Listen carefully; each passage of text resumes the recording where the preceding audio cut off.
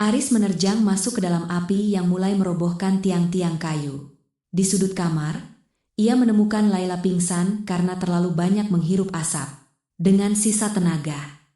Apa sebenarnya yang terjadi? Maka mari kita dengarkan ceritanya dari awal.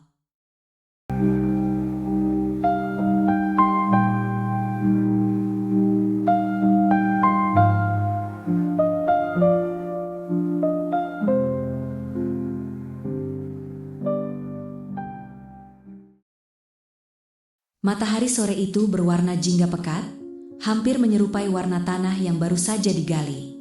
Aris berdiri terpaku di bawah pohon beringin tua di pinggir desa, tempat yang 10 tahun lalu menjadi saksi bisu janjinya kepada Laila. Laila adalah gadis sederhana, anak seorang petani yang kecantikannya hanya dibalut kain lusuh dan senyum tulus. Namun, hidup punya cara yang kejam untuk bercanda. Aris, kamu harus pergi ke kota. Jangan habiskan hidupmu di sini hanya untuk mencintaiku dalam kemiskinan. Suara Laila terngiang kembali di telinganya. Kalimat itu yang akhirnya membawa Aris ke Jakarta, hingga ia bertemu dengan Saras. Saras adalah antitesis dari Laila. Ia adalah putri tunggal seorang konglomerat, wanita yang hidupnya dikelilingi dinding kaca pencakar langit dan kemewahan yang dingin. Saras memberikan Aris segalanya, karir, harga diri, dan sangkar emas yang diinginkan banyak orang. Aris memandang cincin di jarinya. Besok adalah perayaan 5 tahun pernikahannya dengan Saras di sebuah hotel berbintang. Namun, hari ini, tanpa sepengetahuan siapapun, ia justru berdiri di sini, di tanah kelahirannya, menatap sebuah rumah panggung yang sudah hampir roboh. Mas Aris. Suara lembut itu memecah lamunan Aris. Ia menoleh dan jantungnya seolah berhenti berdetak. Di sana, berdiri seorang wanita dengan kebaya sederhana yang mulai pudar warnanya.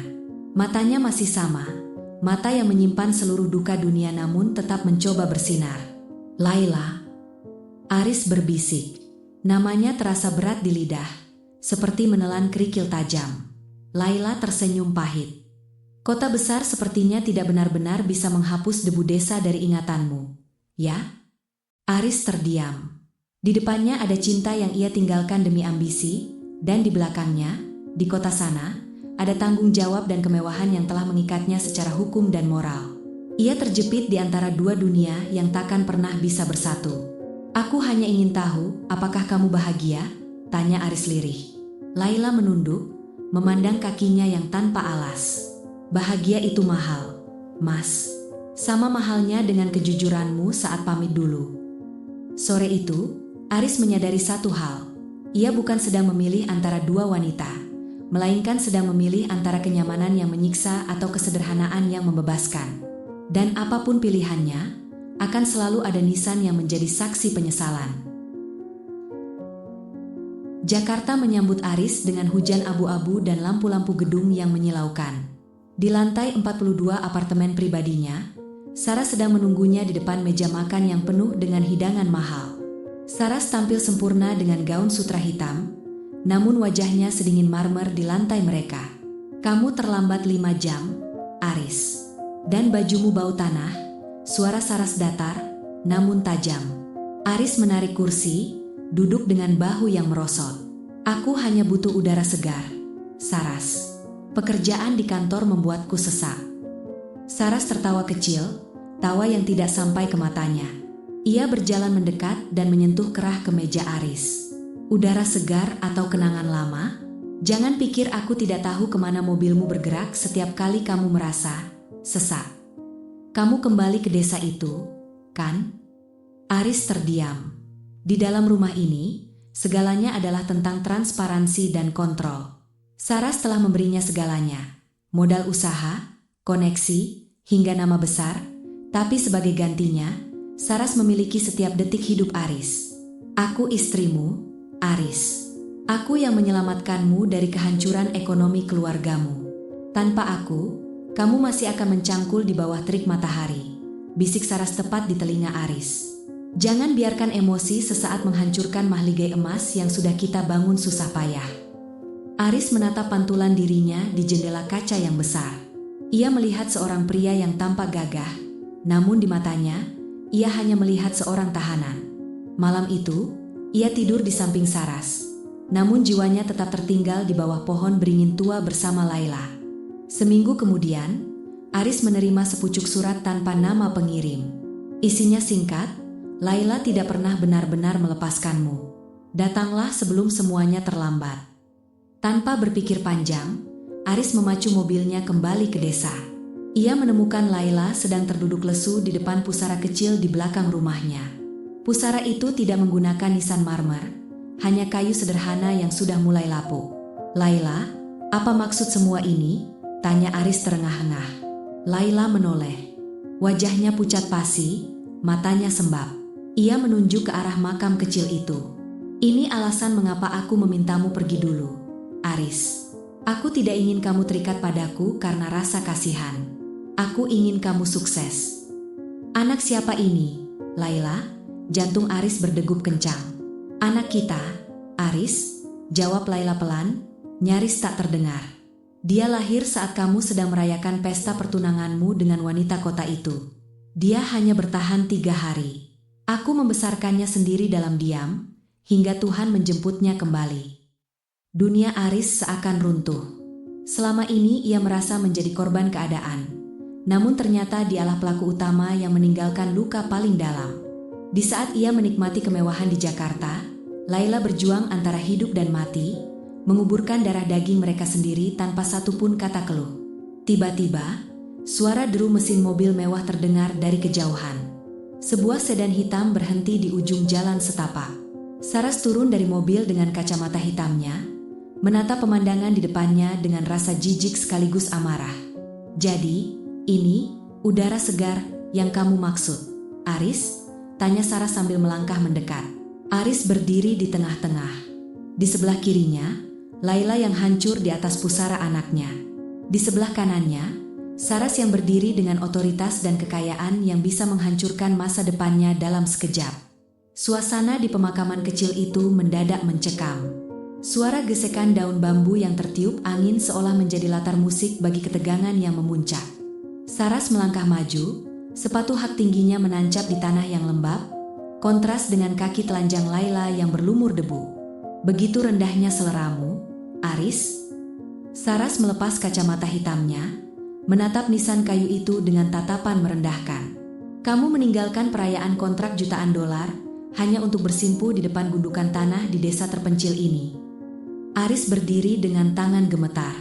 Amarahnya memuncak, namun rasa bersalahnya kepada Laila jauh lebih besar. "Cukup, Saras. Kamu tidak tahu apa-apa tentang tempat ini. Kamu tidak tahu apa-apa tentang hidupku." "Aku tahu segalanya," teriak Saras, suaranya melengking memecah kesunyian desa. "Aku tahu kamu pria miskin yang aku angkat dari selokan. Aku tahu perusahaan yang kamu pimpin sekarang adalah mahar yang diberikan ayahku. Dan sekarang, aku tahu bahwa suamiku memiliki anak dari wanita rendahan ini." Laila hanya terisak, memeluk nisan kayu itu seolah mencoba melindungi arwah anaknya dari kata-kata tajam Saras. "Mas Aris, suruh dia pergi. Tolong jangan biarkan dia mengotori tempat ini," lirih Laila. Saras tertawa sinis, tawa yang penuh dengan racun. Ia mengeluarkan sebuah map hitam dari tas mewahnya dan melemparkannya ke arah Aris. Map itu jatuh tepat di atas tanah makam. "Itu adalah surat gugatan cerai dan pencabutan seluruh asetmu, Aris," kata Saras dengan nada dingin yang mematikan. "Pilih sekarang. Kamu bisa kembali ke Jakarta bersamaku, melupakan semua sampah masa lalu ini, dan tetap menjadi pria terhormat yang memiliki segalanya. Atau..." Saras menjeda kalimatnya, menatap Laila dengan jijik. "Kamu bisa tetap di sini, menjadi petani miskin lagi, tinggal di rumah panggung yang hampir roboh itu, dan membusuk bersama kenangan anakmu yang sudah mati. Jika kamu memilih wanita ini, aku pastikan besok pagi kamu tidak akan memiliki 1 rupiah pun di rekeningmu. Aku akan menghancurkanmu sampai kamu bahkan tidak mampu membeli nisan marmer untuk anak itu." Aris menatap map hitam di tanah, lalu menatap Laila yang tampak begitu rapuh, dan terakhir menatap Saras yang berdiri tegak dengan kekuasaan di tangannya. "Pilihan yang mudah, bukan?" pancing Saras. "Kembali ke mahligai emas kita, atau mati di balik debu desa ini." Aris merasakan sesak yang luar biasa di dadanya. Inilah sangkar mewah yang selama ini ia tempati. Dindingnya bukan terbuat dari semen, melainkan dari utang budi dan ancaman. Ia melihat ke arah Laila, wanita yang memberikan segalanya tanpa meminta, dan ia melihat ke arah Saras, wanita yang memberikan segalanya namun menuntut jiwa sebagai bayarannya. Saras. Aris melangkah mendekat, matanya merah karena menahan tangis. Selama 5 tahun aku mengenakan jas mahal yang kamu belikan, tapi setiap hari aku merasa seperti sedang memakai kain kafan. Kamu benar, kamu memberiku harta. Tapi Laila memberiku hati yang hidup. Wajah Saras mengeras. Jangan berani-berani kamu melanjutkan kalimat itu, Aris. Aku sudah cukup lama terpenjara di sangkarmu. Aris memungut map hitam itu, namun bukan untuk menyimpannya. Ia merobeknya tepat di depan wajah Saras. Ambil kembali perusahaanmu. Ambil kembali mobilmu. Ambil kembali semua emas yang kamu banggakan itu. Karena ternyata, semua itu tidak bisa memberikanmu rasa kemanusiaan. Saras terbelalak. Ia tidak menyangka Aris akan melepaskan segalanya. Kamu akan menyesal, Aris. Kamu akan merangkak kembali padaku saat perutmu lapar. Lebih baik aku lapar dengan martabat, daripada kenyang tapi menjadi anjing peliharaanmu, jawab Aris tegas. Saras berbalik dengan kemarahan yang membara. Ia masuk ke mobilnya dan memacu mesin dengan kencang, meninggalkan kepulan asap dan debu yang menutupi pandangan. Aris terjatuh di samping Laila. Ia memeluk wanita itu dengan erat. Maafkan aku, Laila, maafkan aku yang baru pulang sekarang. Laila menggeleng, air matanya jatuh ke bahu Aris. Mas, kamu kehilangan segalanya karena aku.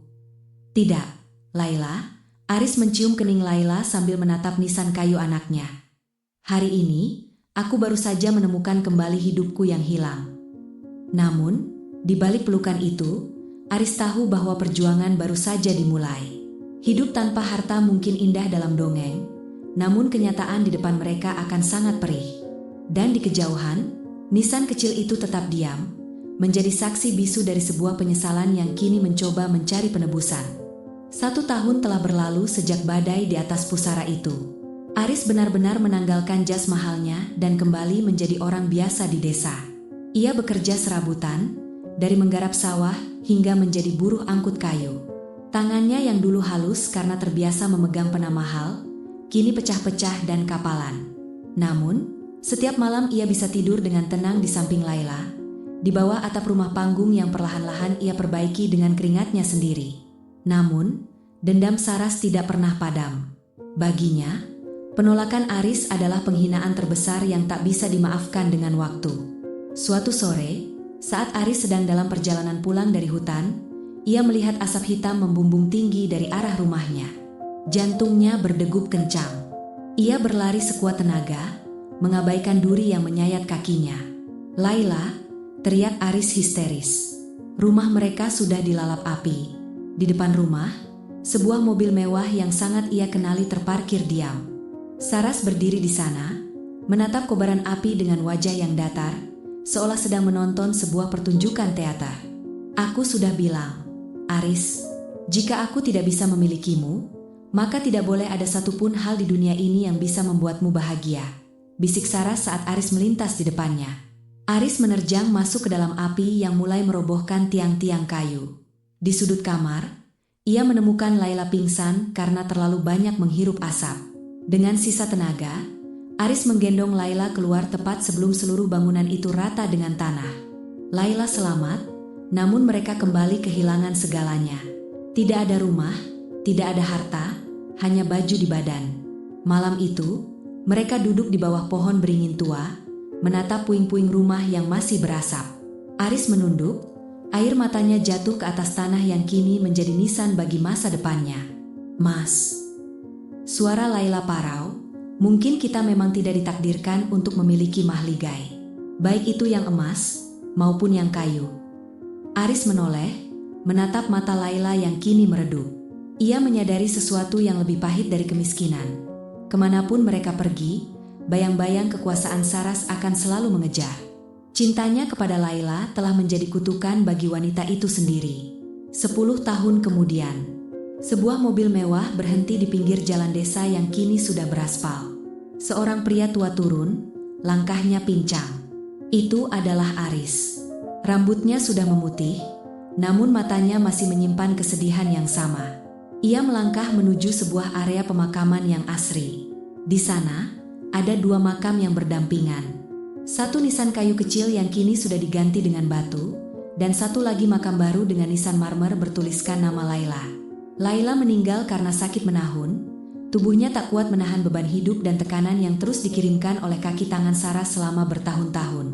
Aris akhirnya kembali ke kota, bukan untuk bersujud pada Saras, melainkan bekerja keras di sisa umurnya hanya untuk satu tujuan, membangun makam yang indah untuk wanita yang ia cintai. Aku sudah membelikanmu mahligai, Laila, bisik Aris sambil mengusap nisan marmer yang dingin itu.